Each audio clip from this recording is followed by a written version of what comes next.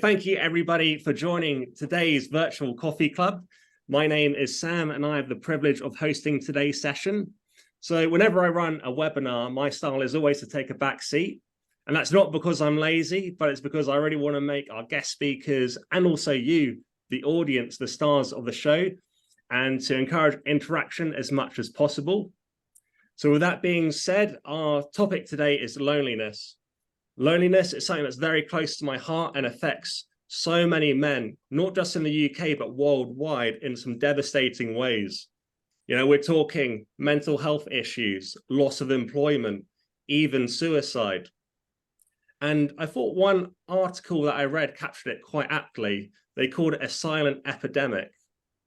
But even with that being said, our speakers today, I'm really excited to have them. They're doing some incredible work in this space and really shining a light on this issue. So we'll be having presentations from Steve, who is the founder of the Royal McKoy Health Club. He's a passionate and talented chronic health coach. We'll also be hearing from Oladapo, who is running an African men's safe space. And in between these sessions, these presentations, we will be hearing from Ben Mason, who's the founder of the Grieving Pint, as well as Paul Can, who's the CEO of the Global Initiative on Loneliness and Connection. So I won't bore you with any sort of housekeeping because we all know what good Zoom etiquette is by now. However, I will say if we can maybe keep our questions to the point, and also it'd be lovely to see all your faces and make this as much of a conversation as we can. So I think the last thing I think is worth mentioning before we get in is why civil society consulting are running these loneliness webinars. And for that, I'm going to pass the microphone over to Natasha. Thank you, Sam, and hello, everyone. Yes, so I'll try and be super quick. I'm Natasha from Civil Society Consulting. We created a loneliness training for the campaign to end loneliness 2 years ago now. And the training covers the theory of loneliness, breaking down the definition, which actually I was going to paste in the chat. And we break down the definition to understand the causes, the consequences, and how consequences then become causes in this sort of downward spiral effect, and the psychology of loneliness. And then we look at how loneliness can be tackled, and we help each participant basically to understand their role as sort of a cog in a tackling loneliness machine that's happening, that's working locally through a particular framework called the Promising Approaches framework. And then we coach them to develop an action plan. So thanks to some national lottery funding, we've actually been delivering this to grassroots charities in Greater Manchester and Norfolk. And some of you, I think, are on the call, which is great. That is exactly what the idea was. And basically, this series of 3 webinars is coming on the back of having delivered the training in these different areas and sort of bolstering the understanding and trying to bring together a bit of a network of people who care lots about loneliness and are busy tackling it. So that's all from me. I think we can dive straight in. Amazing. Thank you for that, Natasha. And yeah, I want to kind of introduce our first speaker, which is Steve. He's a really good friend of mine and one of the most inspirational guys I've ever come across. So it's my great pleasure to have him present to you guys today. Thank you very much, Sam. And I really appreciate the intro.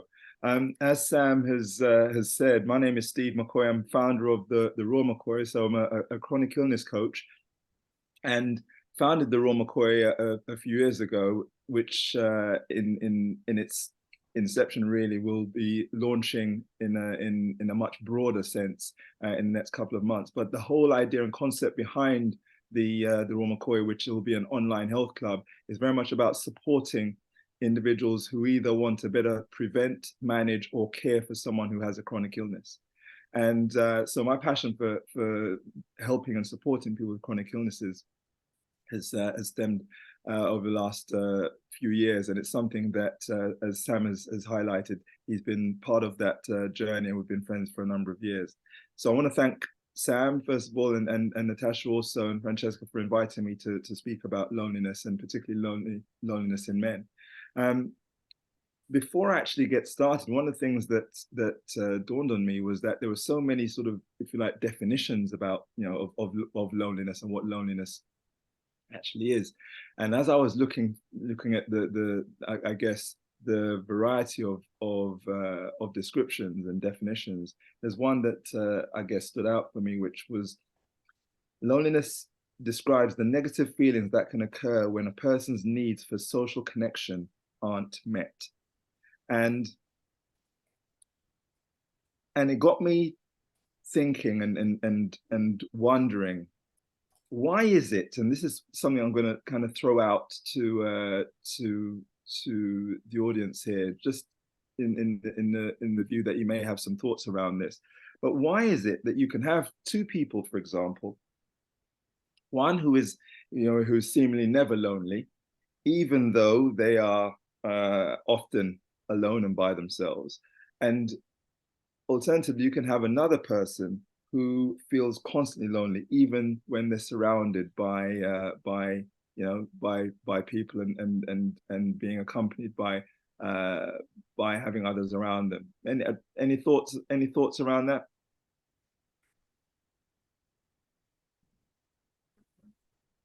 Are they able to hear?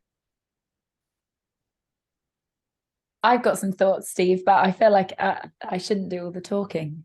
But Rebecca did our training in Norfolk, so that's perfect. Hi, Rebecca.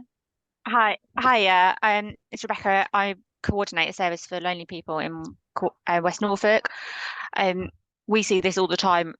People have different ideas and needs of how many contacts they need in their lives. So some people are perfectly happy and content by themselves, and they don't need human company. They don't need lots of human company. Other people need it a lot more. They feel that they need to have constant connections and actually really deeper connections than just what other people might need. So everyone's an individual, and I think that's something that's missed a lot by professionals, that individualism. And we get lots of referrals from professionals who say this person's lonely, and it's because that person lives by themselves and doesn't seem to socialize very much. And when we speak to them, they're not lonely. They just like being by themselves. Right, okay. Sure. Okay, interesting. Thank you very much. We've also got Jide who wants to contribute as well. Okay.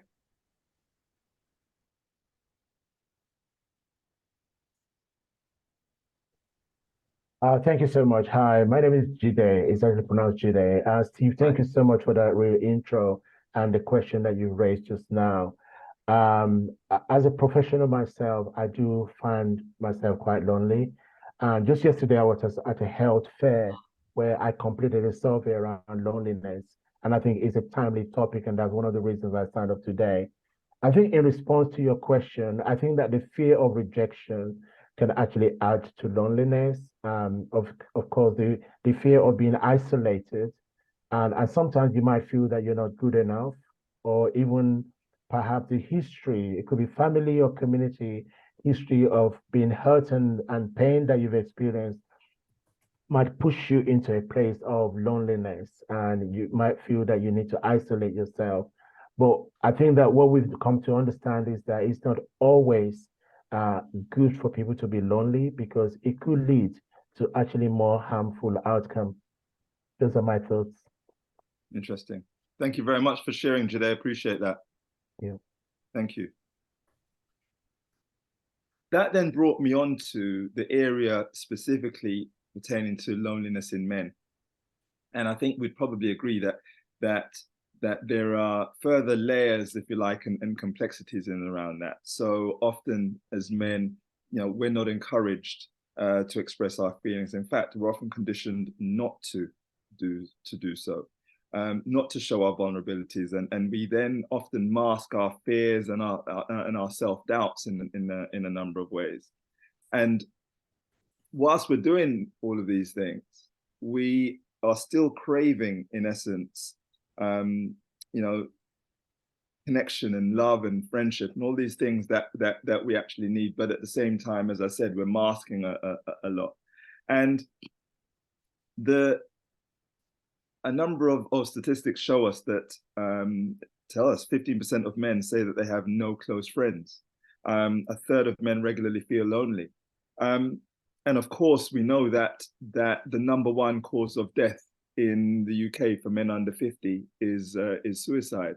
And so all of these, excuse me, all of these feed into each other, but the complexities and layers that I talk about in terms of that men personally on an individual level tend to go through.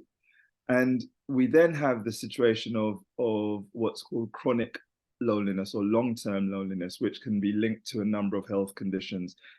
We know that they're already linked to things such as anxiety and depression, but they've also been shown to be linked to cardiovascular disease and to type 2 diabetes. A study in Finland even shown some time ago that that men who recognized and identified that they were lonely had at least a 10% higher risk of developing cancer. And so how these, again, this element of loneliness feeds into chronic illness is evident and quite clear. But we also have a situation where chronic illness feeds into loneliness. So an example is that I have is where I met a gentleman some time ago, actually as a men's group, which I'll talk about if we have time a little later.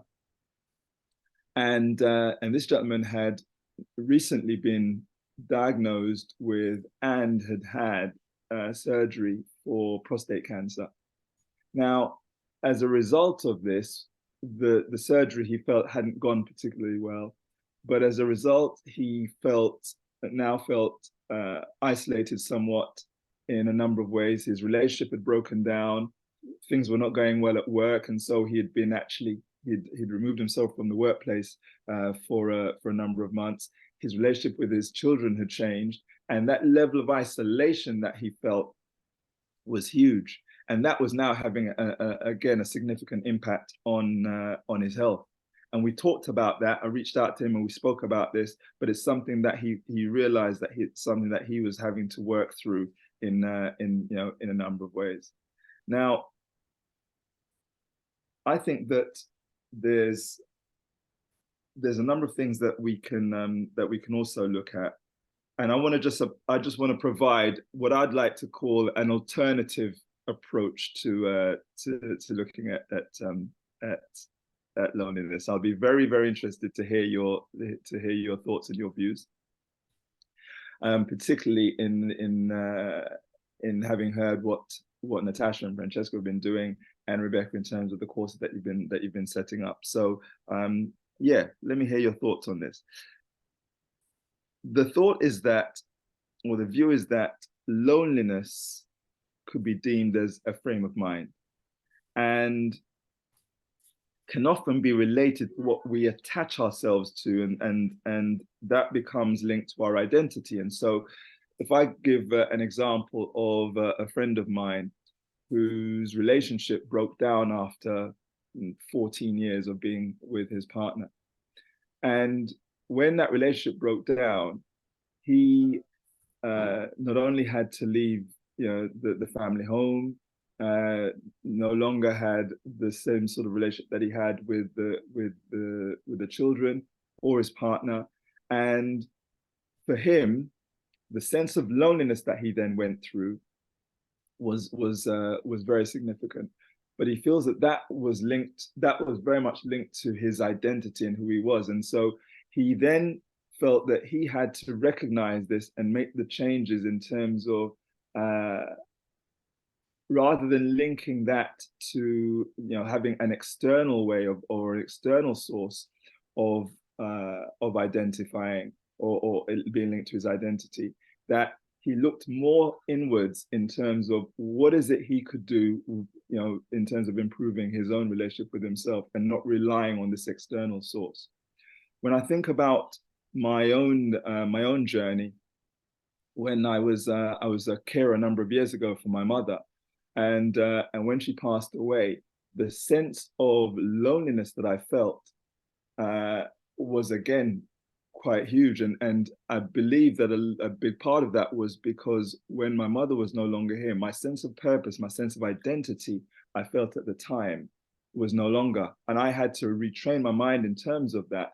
to have a very different kind of outlook. And so going back to that, I often believe that we have an expectation of being fulfilled, that we have an expectation of being fulfilled from external sources as opposed to our own, what I call internal resources. And yes, of course, I believe that we are social creatures and that we thrive in the area of social connection and relationships. But I feel that often what's missed is the relationship that we need to build and improve within ourselves. And that can therefore also reflect on our own views of loneliness and how we actually look at and approach loneliness. What I would finally just say before we start to discuss this in more detail and take some questions is that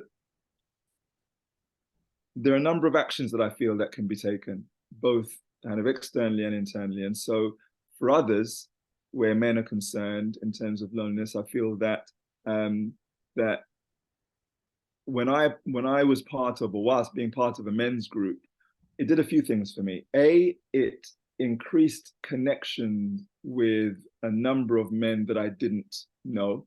And what came from being part of that men's group in terms of conversation, in terms of trust and being able to express ourselves in a number of ways and on a number of platforms, I felt was incredibly, incredibly valuable.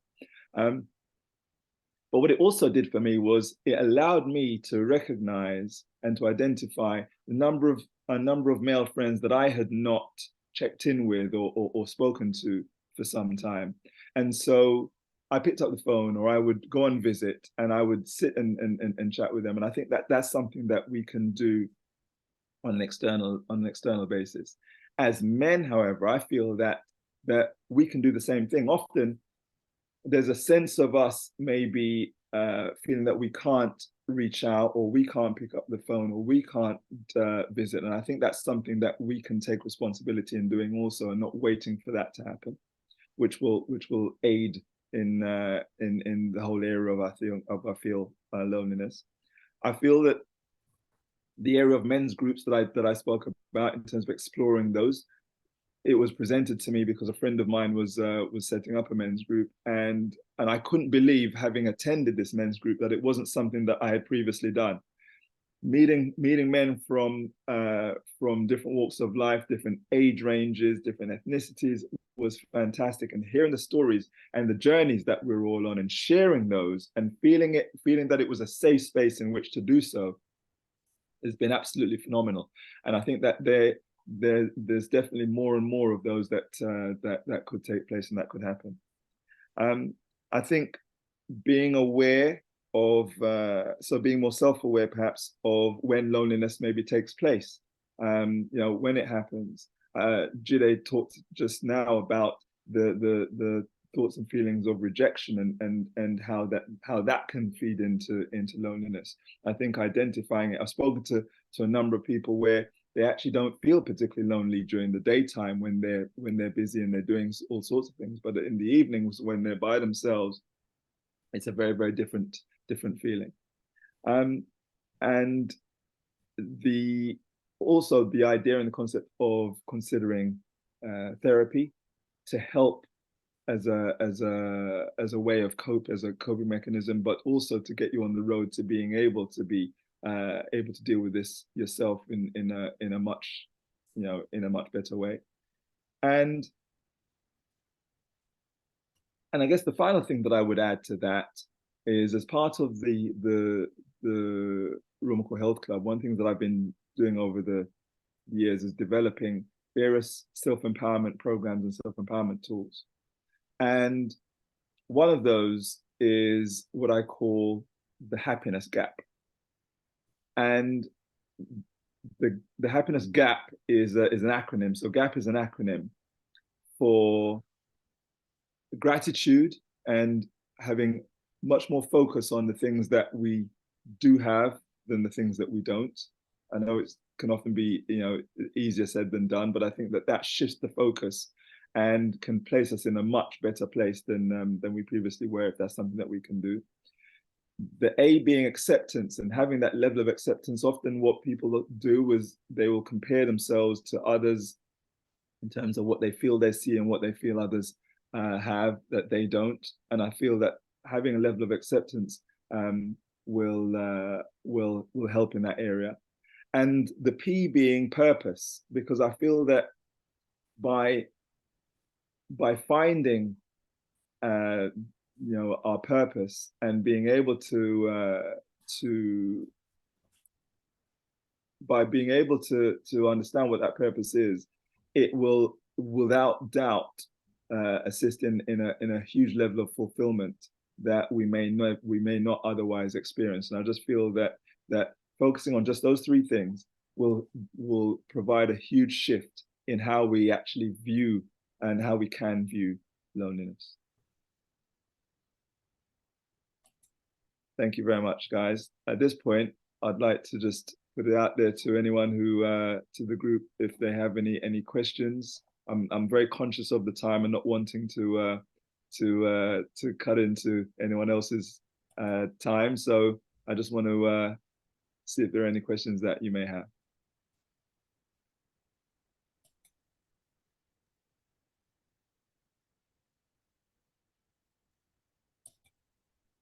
Thanks so much, Steve. Does anyone have any questions? Because I've got a million things to say, but that's not really what this is about. Any thoughts? Yeah, anyone got any thoughts on my view of maybe an alternative approach to dealing with loneliness, in terms of loneliness being a frame of mind, and whether you agree or disagree?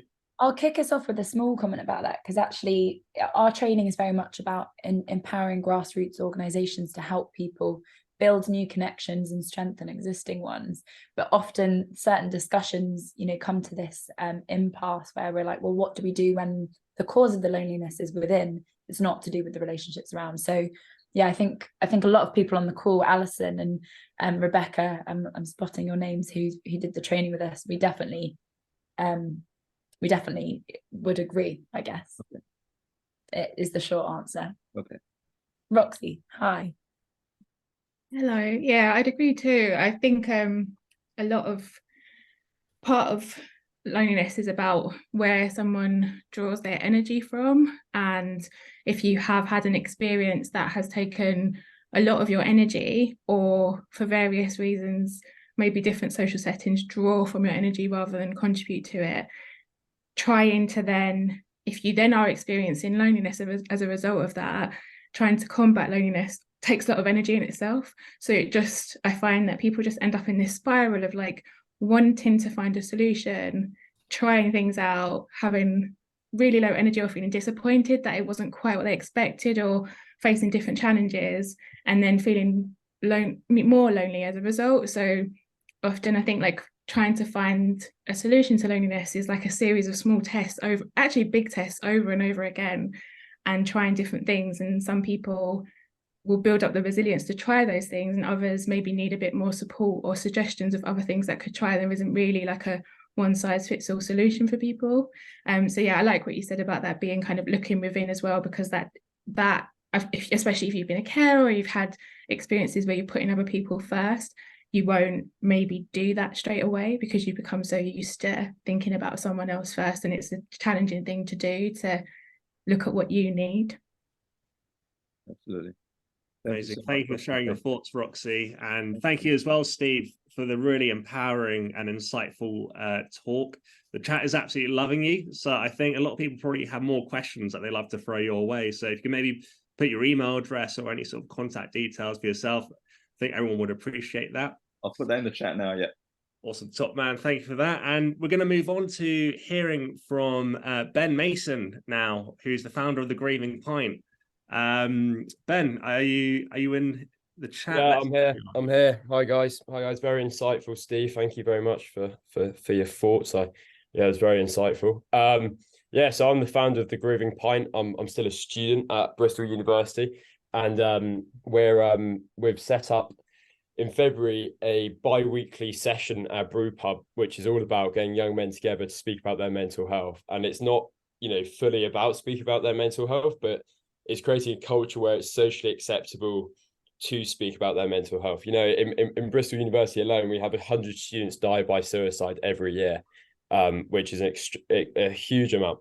And this was all sort of stemmed following the passing of my mother last year, which was extremely sudden from an aneurysm, just randomly. And I realized that I needed to speak, but I'm not stereotypically someone who would speak. So the time I realized the only time I spoke was at the pub to my mates. So I sort of thought there are probably quite a lot of other people out there like that. So how can we sort of create a culture and a movement whereby it's deemed socially acceptable to speak about your mental health? So what did we do? So I set up the Grooving Pint alongside a mate called Alex a couple of months ago, and we ran 4 sessions at the end of last term. So that was from April till about early June, late May, and we had about 40 attendees each session, and we have some metric. We have sort of handouts of maybe 5 posters. I know you won't be able to see these particularly well, but we have sort of take 5 to reflect. So we sort of scatter them about for men to sort of read and sort of have a mental metric of where they are. And yeah, we're currently expanding across the UK, going to Exeter and Newcastle this term, and Leeds, I believe. Don't know, it's all going a bit quickly. It's a snowball that sort of trundles down a mountain quite quickly. Yeah, by the end of the year, we plan on being in 10 cities across the UK. So yeah, it's really interesting. And more to the point about loneliness. Sorry, I sort of veered off topic there. We weren't really geared up to do loneliness. It's an honor to be invited to speak, but we are there because grief covers a lot of angles. You know, Steve spoke about a mental mindset, and that's how I viewed loss. You know, it's a mindset, and my take on it is I shove it to the back of my head and don't speak or talk about it. But equally, I have to come to realize that's not always healthy. And the same is with loneliness. You know, if you're in a point where you are lonely, there comes a point where you have to actively seek opportunities to deal with that sort of grief, if you will. And so we've set up this open to all, completely accessible, aimed at young men, sort of drop-in session.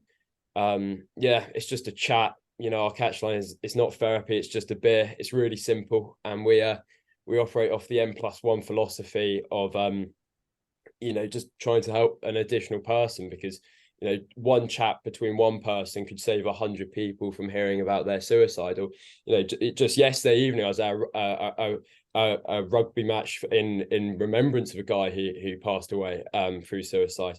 Sorry, I was just reading. It's a Green Pint for men only. Yes, so yeah, it's a challenging one. We're set up as a male-orientated charity, and that's not to exclude women at all. We don't want that to be how it is, but we realize that there is a much greater need in the sector of mental health for something accessible to young men, and something that would be, you know, really openly and engaging to them.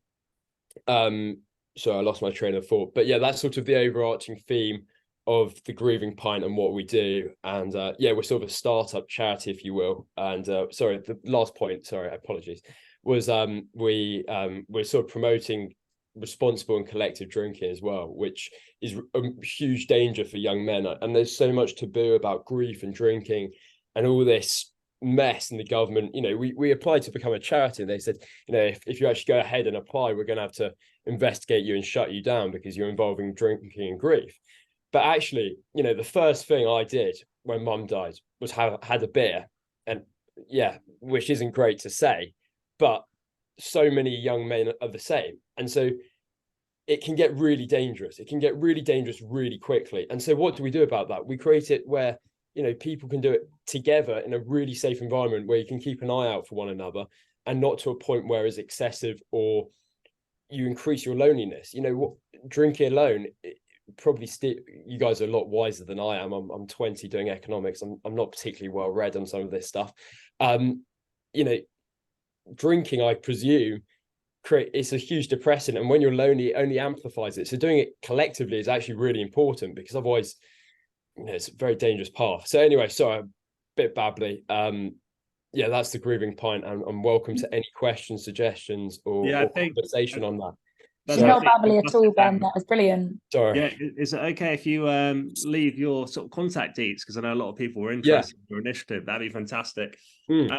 So That's really good. Yeah, I really wish I had something like that when I was doing my undergrad. It would have been really, really helpful. Yeah. It seems actually accessible, unlike a lot of the current offerings that the university provide. So we're going to move on to Paul Can. If you're about, it'd be great to have your 2 cents on the work that you do in regards to the global initiative on loneliness and connection. If you want to come to the stage. Hi, thanks very much, Cameron. It's really good to be here, and I'm really here to learn and to hear what you're all doing, because I really value that, and I think we all have to learn from one another.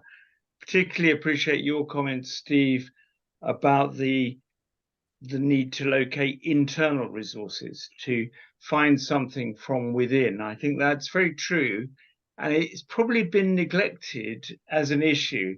And the campaign to end loneliness, which I helped to set up 12 years ago, did focus overwhelmingly on doing things, running activities, addressing health needs, and so on. And it wasn't until a few years ago that we did a dedicated report focusing on the psychological aspects of loneliness. And I think this is very relevant, particularly relevant to men, because the government has rightly, in its loneliness strategy, identified stigma about talking about loneliness as a big issue, one of the 3 big areas of its work that is trying to see us all push forward. And it's very interesting when one looks at the research around men and what most motivates them. And of course, there are no generalizations about men or women or humanity, but there was a theme that emerged about men warming to doing stuff in the company of others rather than specifically going to socialize. And that, to some extent, there was a gender difference there. So this idea of men just taking positive actions and going out and doing activities was a very strong theme. But I think that's generalizable to all the work we do on loneliness, because personally, I think it's about doing things you care about and reaching out to others in that process. And that's a more positive, empowering approach than the kind of thing that used to happen. And I have to put my hand up here that about 20 years ago in older people charities, we were talking about, almost pitying people who felt loneliness, and what was described by a critic as compassionate ageism. So we had to come out of that. I'm now involved with a global initiative, which sounds fantastically grand. It's just a network, just a growing international network. But it is showing how much is going on and how many things are happening to good effect. As we sit here and talk, a guy called Patrick Carlili, you can find on Facebook, is marching against loneliness. He has a thing called the March Against Loneliness. I've forgotten what that is in Danish, but he is walking around Denmark, and he's taken 2.5 months doing walks every day. And Patrick suffered from quite severe depressive episodes a few years ago and still struggles. And his mantra is, I will not walk alone. I cannot walk unless somebody comes and joins me on this walk. And to date, in all the years he's done it, and a couple of months into this year's march, he hasn't ever had to stop because there's always been somebody there. And I find that very inspiring. It kind of goes alongside what the Danish government is doing to introduce strategies to tackle loneliness. There is this famous initiative called Men in Sheds, which you will have heard of. And this idea that, and this is particularly around older men, that it's a good way of putting men who have maybe retired to a useful thing and an enjoyable thing around getting together and doing DIY. And this is great. And I was enthusing about this when I was in Australia talking about it. And at the end of my talk, saying how good it was, and it was going very well in the UK. And at the end of my talk, this guy came up to me who I think was about 9 feet tall, wearing a hat. I think he was a ranger. And he said in a rich Australian accent, "You do realize that Men in Sheds started in Sydney, don't you, Paul?" And that is another example of doing positive things. This talking about it. Really sorry, Paul. I think we're very tight on time, so I'm gonna have to play the bad cop. And is it okay if we leave your contact details and we can hear about you and invite you to the next talk, if that's okay? Sure. Thank you so much, Paul. Really appreciate it. So we're going to get Oladapo on, if that's okay. Okay. Do a presentation on African men's safe space. So welcome. Yeah. Good afternoon, Sam. Thanks for introducing me. My name is Oladapo Awosokanre. Don't try to pronounce the last name. I don't want you to lose your teeth. So I'm the Executive Director of African Development and Advocacy Center. However, today I'm talking about our African Men's Safe Space. This started during COVID in 2020. And thank you so much, Steve, Ben, and Paul, for putting in context what loneliness is, because it's really important that we have that understanding of what it is. And I'll start with a story, and that's a story of my journey personally. I came into the UK in 2006, and coming into the UK, there was that sense of loneliness because you're coming into a new country, very limited number of friends and family, and for a lot of the men that I work with, which are African and Black men, they have the same journey of coming into a country with very little connection. And for most of them, and also most migrant families, the connections they often have in terms of social connection is either the connection at home with their family. If they are faith, that will be the connection they get in church or in the mosque. And also work and then parties. And for those 4 connections that they have, there's very limited opportunity for them to interact and to connect and to talk to people. So, and it's also important to understand that there's a peculiarity with men and also families that come from Africa because they are coming with a lot of cultural beliefs and belief systems. And that hinges around the issue of religion, stigma, the issue around even witchcraft, and also different issues that affect their mindset and also their sense of well-being. So we started the African Men's Safe Space during COVID, when we all know that we are all locked up at home, and there was this vacuum, there's this gap, because a lot of Black men don't talk. And why don't they talk? They feel that people don't have an understanding of what they are going through. People don't have the cultural competence to be able to deal with what is happening to them. And also because there's a very limited cultural, I would say culturally appropriate therapy that is available for them. So we started the men's space in November of 2020 with 6 men. And what we did basically is just to have a space on Zoom for men to be able to connect, talk about anything and everything with, a space that is, we don't record our sessions. So they have that opportunity to have that peer-to-peer support for what they are going through. And interestingly, we thought it to probably not fly, because of how men are generally. But we started growing organically from 6 men, November 2020. By December, because we are meeting every fortnight, we've grown up to 16 men. And now, as I talk to you, which is almost 3 years after, we've grown to 38 men. And what is peculiar about the African Men's Safe Space? The peculiarity is the fact that, the men that comes to the space, I have that sense that, okay, I have people in the room that can understand what I'm going through.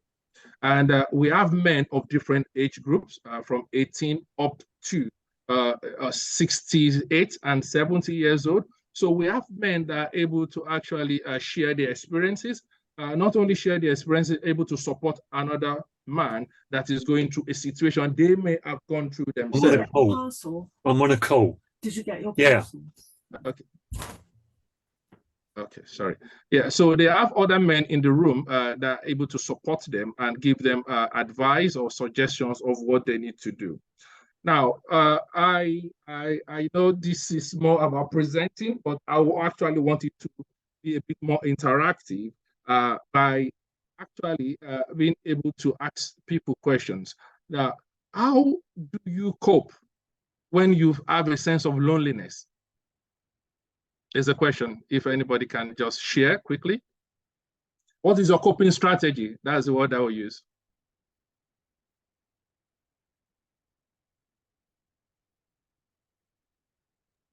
We have Jide Okay, again. yes, Jide. Some insight. Good afternoon, Jide. How are you? It's been a while. It has been a while. Thank you so much, Oladapo. I'm really enjoying your question. Just before I respond to what is the coping strategy, thank you so much, because during the lockdown, a lot of people impacted loneliness. There's no doubt about that. And it's good to hear that your project attracted people within the age of 18 and 70. That is also good as well. But I just want to find out first, among those people, did any of the people that use your men's group identify as being Black and gay, Black, gay, and African in particular? Yes.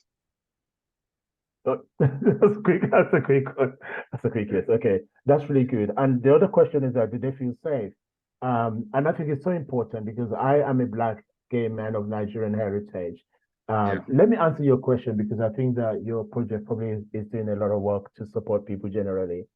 What's the coping mechanism? It can be very difficult if you already feel isolated.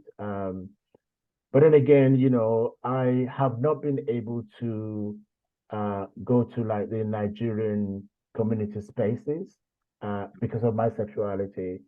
So I feel forced out of those spaces, and that caused me a lot of loneliness. And how do I cope? I think I just started to have different friends, my friends of choice, people that understand me the best.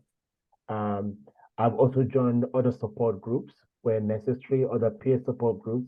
I've also created peer support groups of Black queer men, that I'm also a part of. I'm over the age of 50. Not many people will know that or notice. But I also have, I've joined a group of Black queer men over the age of 50. So I have that journey of commonality with a number of people, in my life, and that really helps a lot. Yeah, so thank you, Jide. I hope other people will contribute as well. So no, I can see a lot of comments. Actually in the chat room. And this is really important because our work over the last 3 years has shown that people struggle a lot. And Steve asked a question earlier on about, how can you feel lonely even whilst you're in the midst of other people? And I think the answer to that question is the fact that a lot of time, especially with men, they feel that you don't understand what I'm going through. So if you're not able to offer me any help in terms of a suggestion to resolve that issue, what is the point of discussing that issue with you? And that also brings into context a lot of the men that we have in our group, because when they are at home, they are seen as a father, as a breadwinner, and African men take this very important. That they must not show weakness in front of their children and their wife, because they are their protector, and they are there to provide all their needs.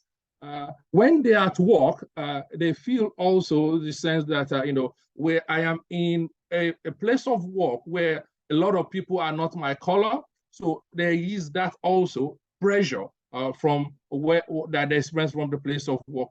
When they're in church or in the mosque, they feel that it's a religious place. It's not a place for them to discuss, and that the only person they can discuss with is probably the pastor or the imam, and that also doesn't give them that opportunity to be able to share their fears and their challenges. And that is what exactly we do at the African Men's Safe Space. We allow the men to be able to talk about anything that that is affecting them, either socially, economically, or even culturally, or even if it's issues at work, pressures at home. So they have a space where they can talk, they can share, and we meet every month online. But what we've done over the years, that we realized that meeting online was not adequate in terms of for men to be able to interact and connect. So over the years, we've been able to organize weekend retreats, which I would say is a really, really useful way for men to connect. So over the years, we've been able to go to Ashford to spend the weekend. I want to share the slide quickly. Okay, that's it. We've been able to have a weekend retreat where we have a lot of activity during that weekend. We've been able to get guest speakers to talk about mental health, about loneliness, about coping mechanism. We've had, gone bowling. We've had dinner together as a group. Even at one point, we had a session where we had the music therapy sessions. As you can see on the top left, we had a music therapy session where the men were able to relax and also understand how to address and deal with issues in terms of their mental health. We've had a coach that taught us how to breathe, as you can see in the picture there, breathing exercises, which is very good in terms of distressing and for the men to be able to, understand how breathing can actually, be a very good tool in terms of distressing. We've had celebrations where we've given certificates of appreciation to a lot of the men, actually giving them certificates for and also identifying the most handsome man in our group. The men that comes early to meetings. We've also had sessions where we've had team building exercises. We've been to the Alexandra Park, the Treetop Challenge, and we had our men, which oftentimes African men don't like to risk their life. So we had to take them out of their comfort zone to go on the Treetop Challenge, which was really good. So, but the point I'm trying to make, even with all these pictures, is the fact that loneliness is a big challenge within men, either they are Black, white, or Caucasian or Asian. And there is need for culturally appropriate approach to it. One cannot just say that, oh, we have therapies, we have the talking therapies, we have support out there. Some of the support out there are not fit for purpose. And that is why we see a lot of ethnic minority men or even families, they don't connect with these statutory provisions. So there's need for us to think outside of the box and to actually see how we can help and support different communities and for us to be able to apply cultural intelligence in what we do. I believe I will stop there and allow for questions. Amazing. Thanks so much for that talk, Oladapo. Really inspiring, the work that you're doing. So if anybody has any questions for Oladapo, now's the time to ask them. We have about 4 or 5 minutes.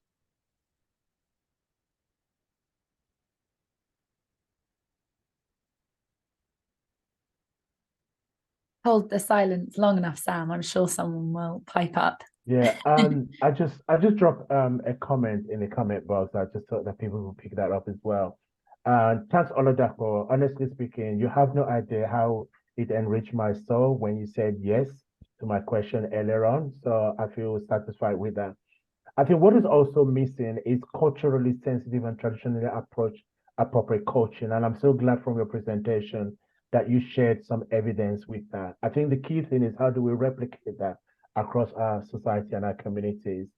I think it's also important to educate community leaders, so maybe something like, training the leaders of the future sometimes to identify the impact of loneliness or things of that nature.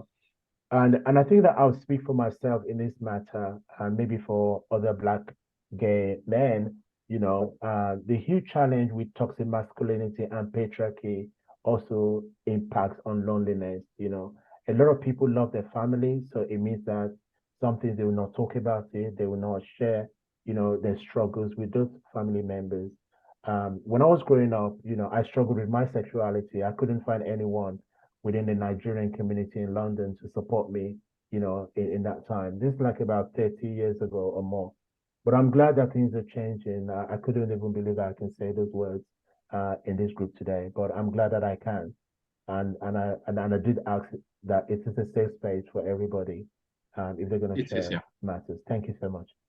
Thank you, Jide. Beatrice? Oh, hello. Can you hear me? I can hear you clearly, yes. Yes. So my question is just that, do men feel when they have this loneliness? I know it was said that they lose sometimes they've lost contact with their partner, etc., and with their families. But is it something where a lad, regardless of the age, needs to talk to another lad, sort of thing? Is there that sort of feeling? Not because of their sexual orientation. It may not be that they're gay or whatever, but they just need another lad, sort of thing, another man. To answer your question, yes, Beatrice, and I'll share quickly with you. I've personally been in situations where I've had issues in my relationship and I don't know who to talk to. I've had situations where I've been homeless for months and I felt a sense of shame and did not want to share with family or friends when I was going through that situation. And these are periods of need that if you have other men you can trust, either in a group or in a trusted the community, it will be easy for you to be able to share your concerns and your fears, and that person is able to support you. Just similar to what Jide is sharing. Sometimes you may be in the midst of people, but you are still lonely. You're still lonely because you feel that they don't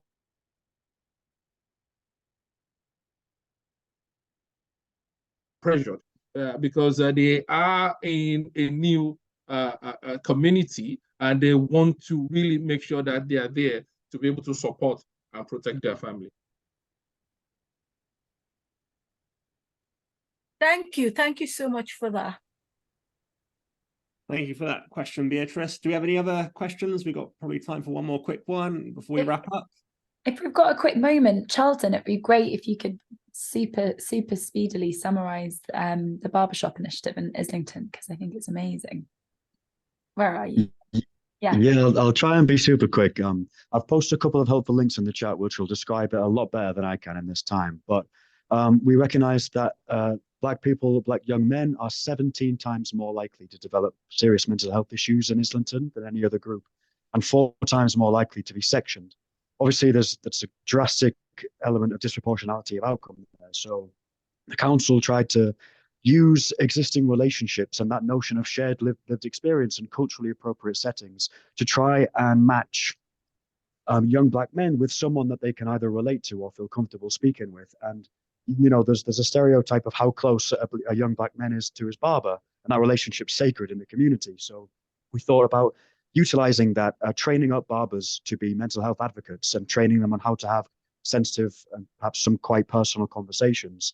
And we've also kind of teamed that up with having specifically Black counselors in all Islington schools and specific programs for young Black men to access therapy from someone who looks like them, who sounds like them, who might have the similar lived experience, and from the age of 16 to 18, where they're more likely to drop out of school and into gangs and everything like that. So that's a whistle-stop tour. The 2 links I've posted describe it much more eloquently.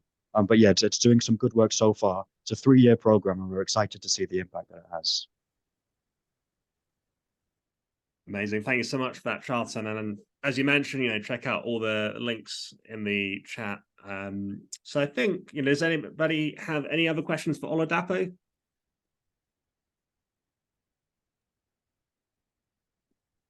Can I just quickly ask Oladapo, where are you? You have mentioned before, where are you based? We're based in London, in Hackney, in East London. However, most of our sessions are done online on Zoom. And I've shared our website. There's a link to join the men's group. We've got a referral form on our website. Perfect. Great. I think that might be a good place to wrap up. So I'd like to take the opportunity to thank our speakers today, Oladapo, Steve, Paul, and Ben.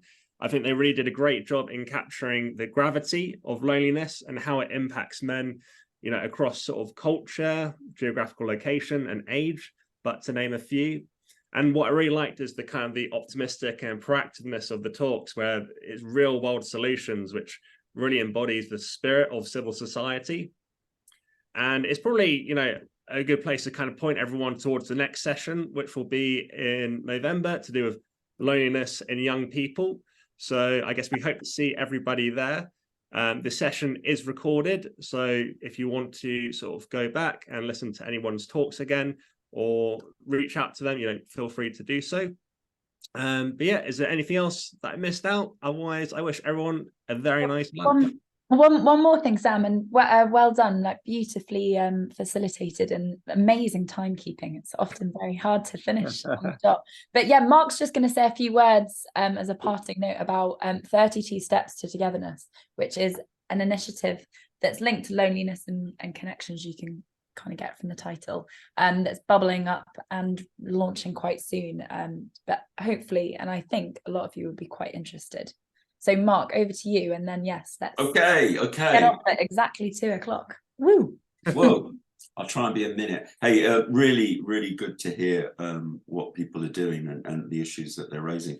Clearly, loneliness is a really big social issue, and it's kind of moving into politics in a big way, and polarization. There's lots of research about this that we've picked up on, which Natasha just touched on. We've got a new project starting next month, and we'd really like you to be involved in that. And I've just put a link in. It comes out of a manual that we developed on the back of a book called Fractured, and it's a bit about how we put people and communities kind of back together if we possibly can, or if we're too far gone, but we're trying to be optimists. And we've actually got an in-person meeting down at Shoreditch in our offices in Hoxton on the 11th of October. So we'll send you an invite, because we want to try and get people's input into good examples of how you can bring people together. So it's a lottery-funded program called Bringing People Together, 32 Steps to Togetherness. So I hope you can get involved in that. And one of the other things that we're really looking to do is do a bit more training. And Gideon was talking about coaching, and I don't know if you can see this. I don't know if it works yet, but we're looking at doing some group coaching, and we could do various different communities in that, and if people are interested in exploring that, but other trainings, and very importantly, project visits, so that we can bring people, and we've got some funding for this, bring people together from different parts of the country so that they can see what people are doing around loneliness, around what they're doing to help vulnerable communities, whatever, and that's in the manual. So really be great to get you involved in that. And I also put something in the chat, Natasha, about on Monday we're doing a session around showing your impact using film. So people are, really be great if people want to come along to that. All done. All Over done. Everyone's Cool. free to leave. Yeah, and lovely to see so many people from so many different parts of the country. It really is at a lunchtime on a Thursday. Yeah, I hope everyone enjoyed that. And yeah, Amazing. I said lots of kind of like things to get involved with in the coming weeks. So hope to see you at the next one. Take care, everyone. Thank you very much. Thank you, guys. Thank you.